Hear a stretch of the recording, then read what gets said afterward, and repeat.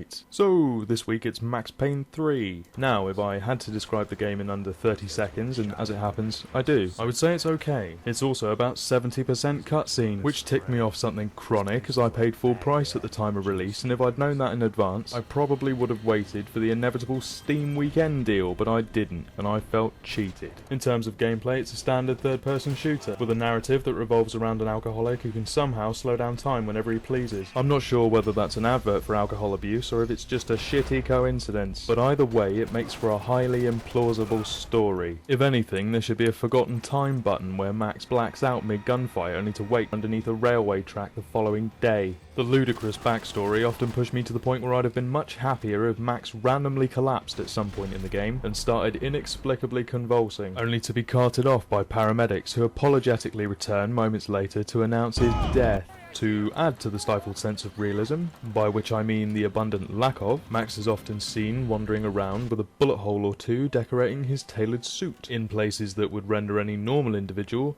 dead. And of course the health mechanics can be basically summarised as there's a pill for fucking everything, and yet no cure for alcoholism. Add to this the fact that Max is happy to faceplant anything once he's entered into one of his signature slow-mo dives, and it all feels a bit clumsy and like Max should just go home, sit down and have a nice cup of tea. In terms of weapons, the player has access to a few, but it all feels a bit GTA as the shooting itself is very samey. That's where the similarities end, as what the game lacks is open world exploration, access to vehicles and the ability to walk around for 5 minutes before the experience is interrupted by yet another f***ing cutscene. I suppose I didn't like this game chiefly because the story is told to us by its bitter and unsatisfied protagonist. What's wrong with that? Well, let's put it this way. Firstly, I play games to escape the fact that I'm a deeply cynical individual, and so when I encounter a game where I'm forced to play as one, it's a bit like looking into an extremely butch, depressed and highly obnoxious mirror. Secondly, Max's half-baked philosophical reflections don't match up with the lack of depth present in the physical characterization, i.e. that of an angry chain-smoking alcoholic rectangle with a gun and the ability to topple over in slow motion, which in turn results in the whole thing falling exceptionally short of our original expectations. I'll admit to feeling a great deal of sympathy for Max as I throw him through windows and off of ledges all for the sake of a mildly satisfying headshot or two, but in reality the gunplay fails to justify the overall air of wank that positively permeates the whole game. It reeks of the one-man army cliche, and as you finish off yet another nameless NPC you begin to ask yourself whether or not this is all a bit f***ing much.